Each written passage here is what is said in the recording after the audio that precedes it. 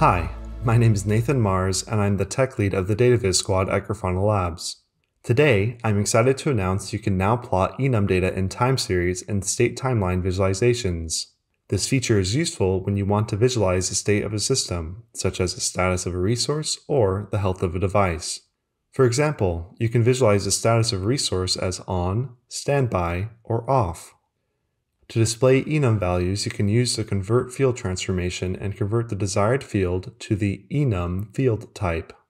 You can customize how enums are rendered by using the enum transformation editor. You can rearrange values, remove values, and add custom values, and more.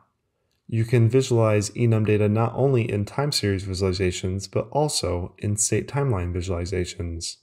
Here, we can see the status field displaying the state of the resource over time alongside other metric data. We appreciate any feedback you might have on this feature.